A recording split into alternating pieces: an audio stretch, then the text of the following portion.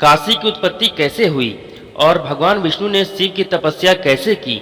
काशी और मणिकर्णिका का क्या महत्व है और मोक्षदायक क्यों है? आइए जानते हैं। अगस्त जी ने पूछा, भगवान, यह अभिमुक्त क्षेत्र इस भूतल पर कब से प्रसिद्ध हुआ और किस प्रकार यह मोक्ष देने वाला हुआ?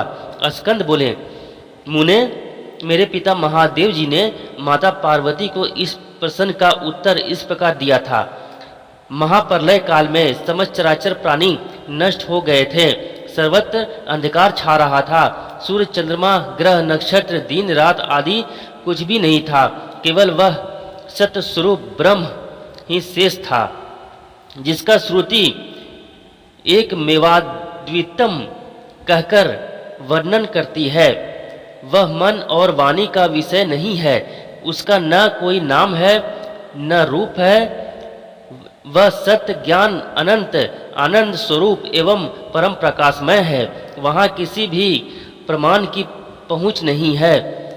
वह आधार रहित, निर्विकार एवं निराकार है। निर्गुण, योगी, गम्य, सर्वव्यापी, एकमात्र कारण, निर्विकल्प, कर्मों के आरंभ से रहित, माया से परे और उपद्रव शून्य है। जिस परमात्मा के लिए इस प्रकार विशेषण दिए जाते हैं, वह कल्पांत में अकेला ही था।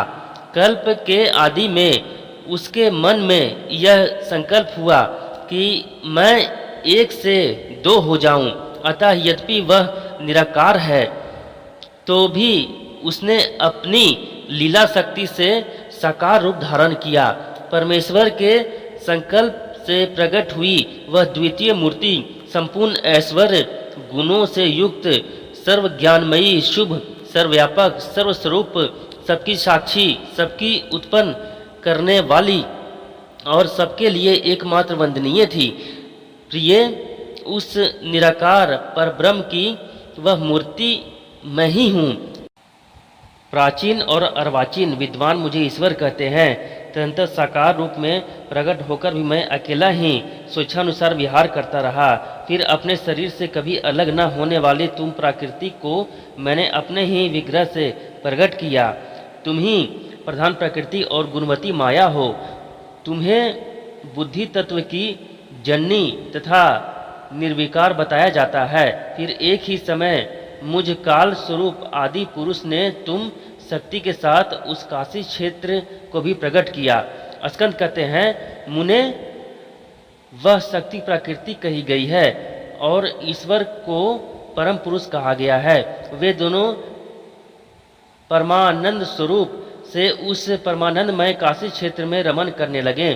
उस क्षेत्र का परिमाण 5 कोस का बताया गया है। मुने, प्रलय काल में भी उन दोनों शिव पार्वती ने उस क्षेत्र का कभी त्याग नहीं किया है, इसलिए उसे अविमुक्त क्षेत्र कहते हैं। जब यह भूमंडल नहीं रहता और जब जल की भी सत्ता नहीं रह जाती, उस समय अपने विहार के लिए जगदीश्वर शिव ने इस क्षेत्र का निर्माण किया है।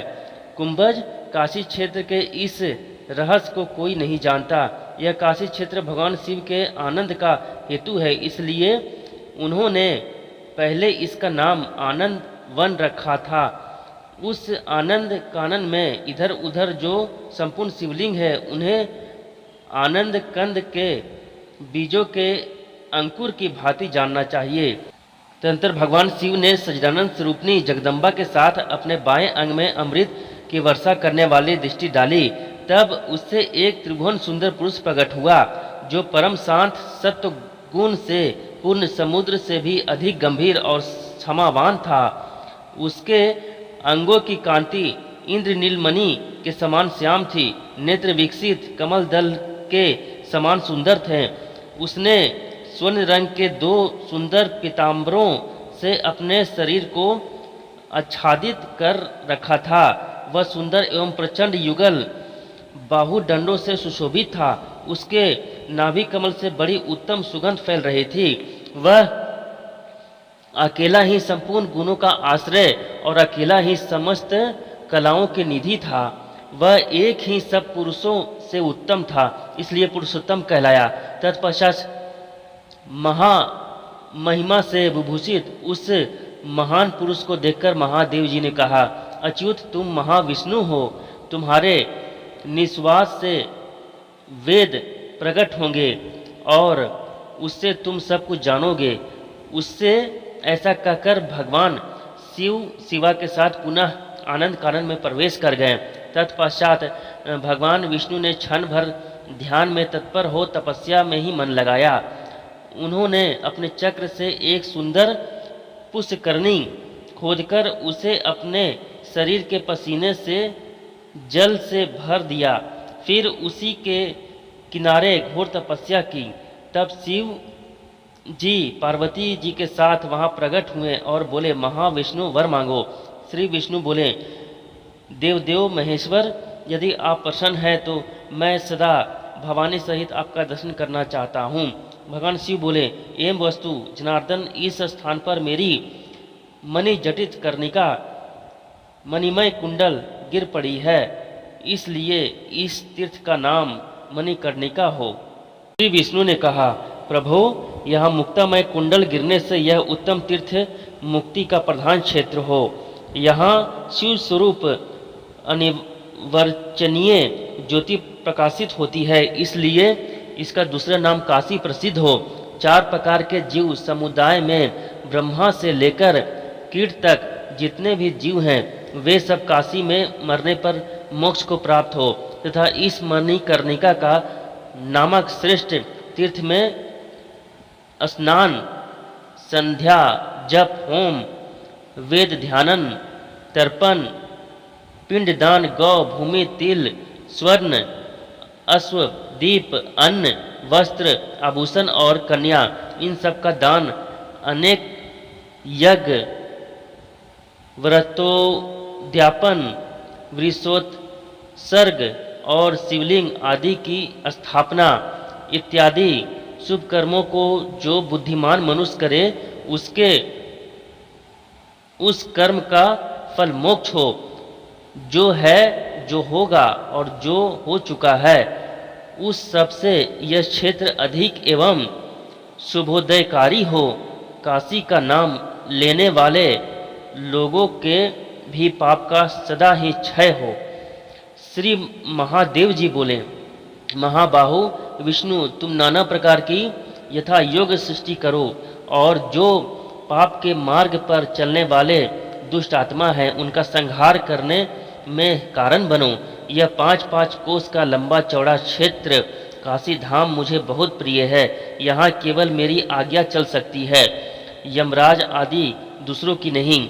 अविमुक्त क्षेत्र में निवास करने वाले पापी जीवों का भी मैं ही शासक हूँ, दूसरा नहीं। काशी से 100 योजन दूर रहकर भी जो इस क्षेत्र का मन ही मन स्मरण करता है वह पापों से पीड़ित नहीं होता।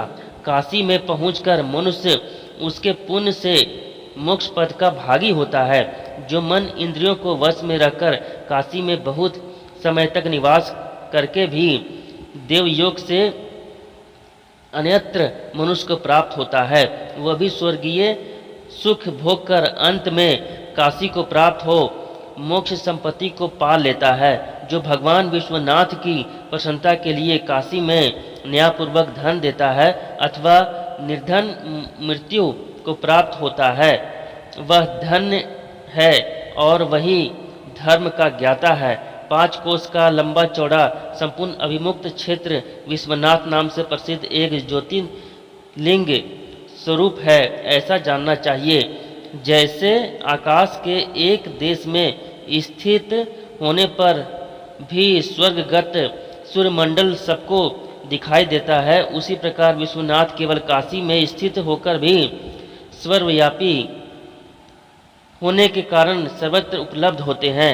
जो क्षेत्र की महिमा को नहीं जानता, जिसके श्रद्धा का सर्वथा अभाव है, वह भी यदि समय अनुसार काशी में प्रवेश कर गया तो निष्पाप हो जाता है, और यदि वहाँ उसकी मृत्यु हो गई तो वह भी मोक्ष प्राप्त कर लेता है। काशी में पाप करके भी मनुष्य यदि काशी में ही मर जाए तो पहले रुद्र पिशाच होकर वह पुनः मुक्ति को प्राप्त कर लेगा। इस शरीर को नाशवान जानकर और गर्भवास के समय होने वाली वेदना को याद करके धन धान्य से संपन्न राज्य को भी त्याग कर निरंतर काशीपुरी का सेवन करना चाहिए। अभी मैं नौजवान हूँ, अभी मेरी मृत्यु बहुत दूर है, ऐसी बातचीत में कभी नहीं लानी चाहिए। वृद्धावस्था को प्राप्त होने के पहले ही पुरानी झोपड़ी की तरह अपने तुच्छ गृह को त्याग कर शीघ्र शंकर जी की पूरी काशी की यात्रा करनी चाहिए।